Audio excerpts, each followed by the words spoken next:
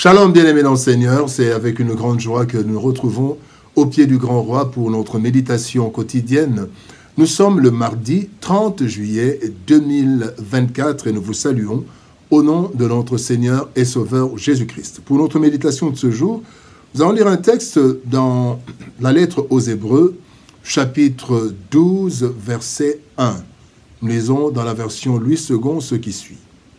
Nous donc aussi, puisque nous sommes environnés d'une si grande nuée de témoins, rejetons tout fardeau et le péché qui nous enveloppe si facilement et courons avec persévérance dans la carrière qui nous est ouverte.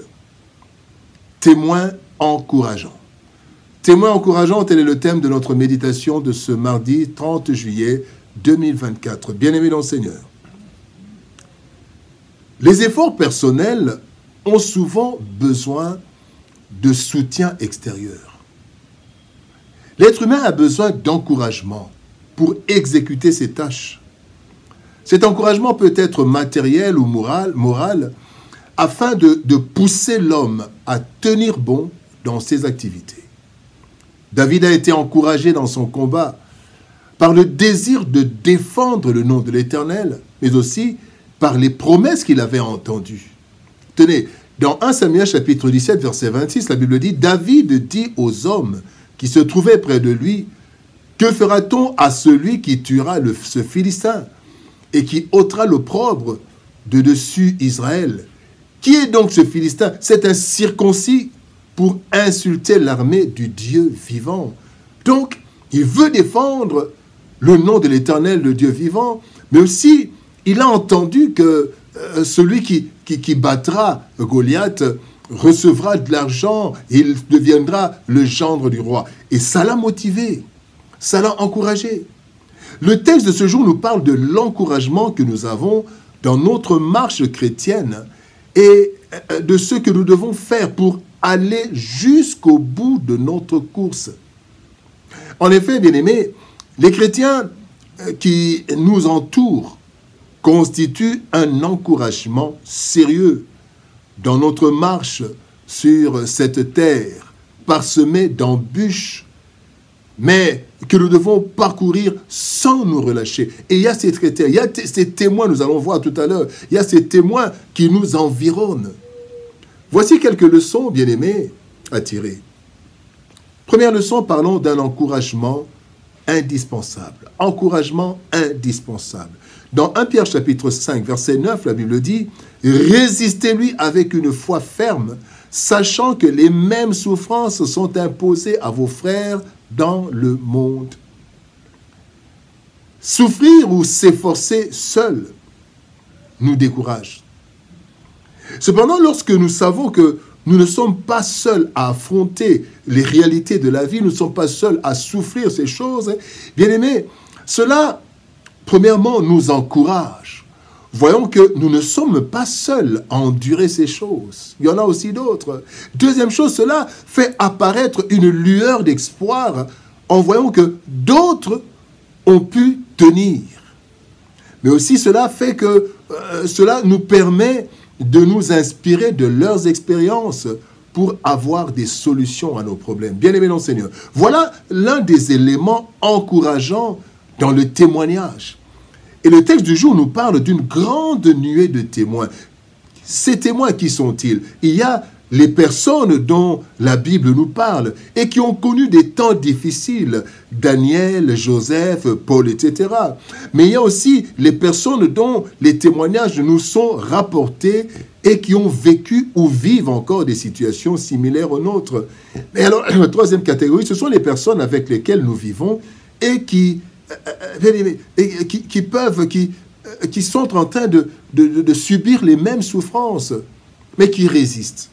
Voici les témoins dont nous sommes entourés. Deuxième leçon, se décharger.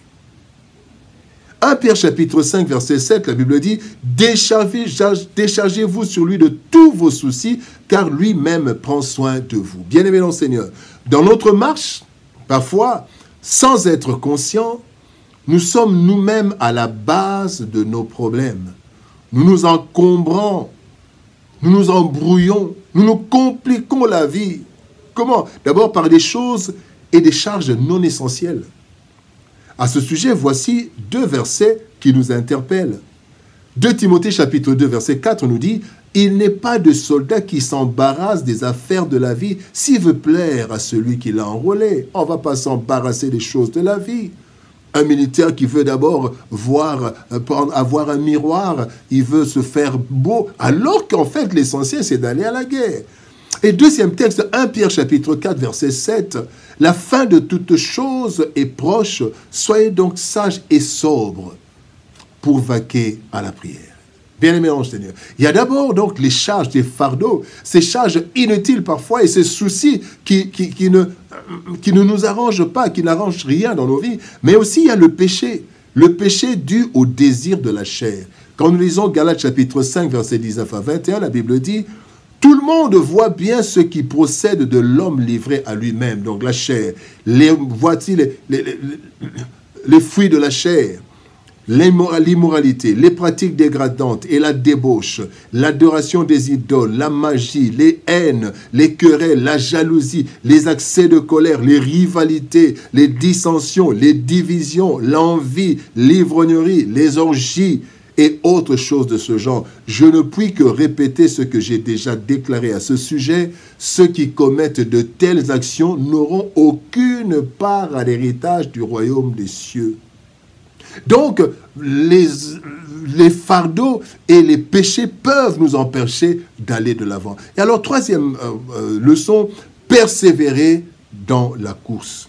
Marc 13 nous dit, « Vous serez haïs de tous à cause de mon nom, mais celui qui persévérera jusqu'à la fin sera sauvé. » Puisque plusieurs ont fait face aux mêmes difficultés et qu'ils ont tenu jusqu'au bout, à l'exemple de Paul, qui a pu dire dans 2 Timothée chapitre 4 verset 7, « J'ai combattu le bon combat, j'ai achevé la course, j'ai gardé la foi. » Chacun de nous, donc à cet exemple, l'exemple de Paul, chacun de nous peut, par la grâce et la puissance de Dieu, arriver jusqu'à destination et pour cela nous devons persévérer.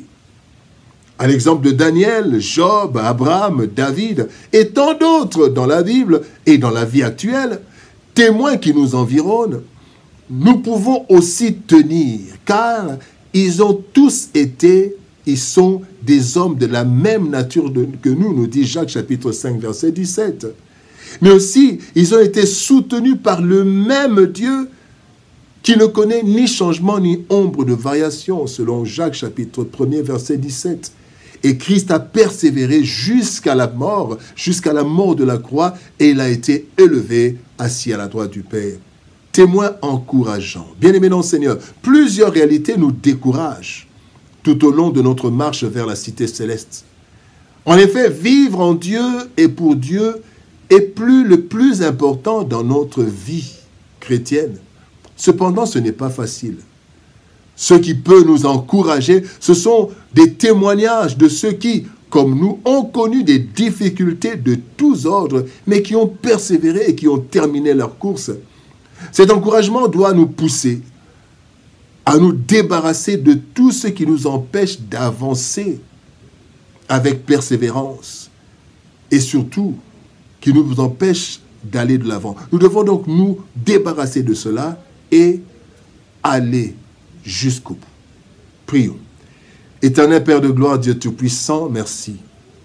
Merci pour ton amour et ta bonté. Seigneur Dieu de gloire, tu le dis, tu nous rappelles que nous sommes environnés d'une nuée de témoins.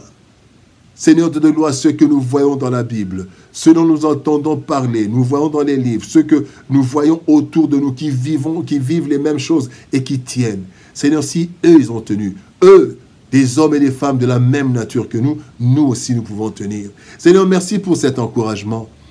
Merci pour cet encouragement, Seigneur de gloire. Et merci de nous montrer comment nous devons aller jusqu'au bout. Aide-nous à nous débarrasser des fardeaux inutiles. Et aide-nous, Seigneur, à nous débarrasser de ce péché qui s'attache à nous. Nous voulons aller le plus loin possible. Aide-nous, Seigneur, parce que sans toi, nous ne pouvons rien faire.